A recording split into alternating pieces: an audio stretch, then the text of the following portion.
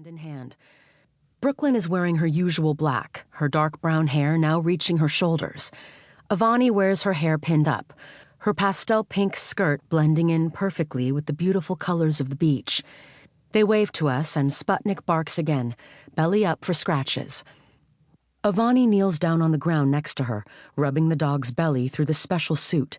"Good parking spot," Brooklyn says by way of greeting me. She sits next to us on the blanket and looks up at the sky. "So, what are we doing next?" Rain asks. "After this." "There are a couple of options," Brooklyn says. "Diving on the Chlorian Sea. There's this weird space coffee that I'm dying to try out. This alien over at Space Hot Topic recommended it to me." We all sigh collectively. "Ooh, I know. There's a space race in the rings of Nadanya.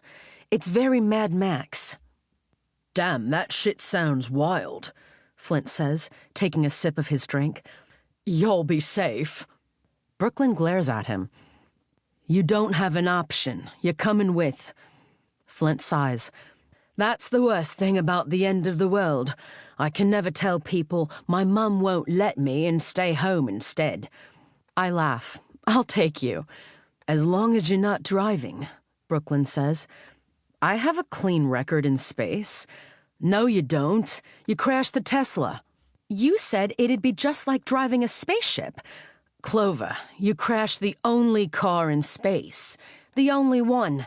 Ever. Congratulations." While some things had changed since we had been in outer space, some definitely hadn't. More than a year ago, spaceships arrived on Earth.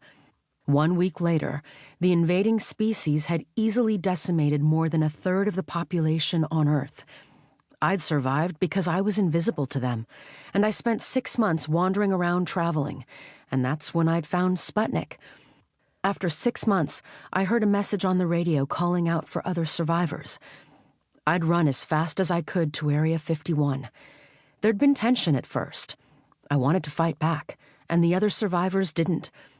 We set up a trap and caught one of the aliens, but things went wrong, and Adam, one of our own, was killed because of it.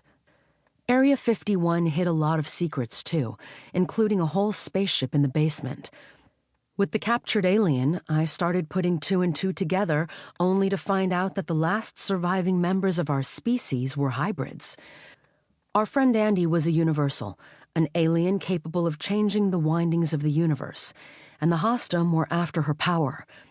Putting the lies aside, we decided that there was only one thing we could do: fight for Earth. After Andy used her power to destroy the Hostum fleet, we'd been wandering space for the last 7 months. We'd been to the edges of the Milky Way, visited black holes and red dwarves, seen nebulae 8 times the size of Earth, surfed along the stars, and seen things I hadn't even imagined were out here. The Ark took us anywhere we wanted to go. Anywhere but the place we'd left behind. This stop on the edge of the Shrafina complex was just another one of our destinations.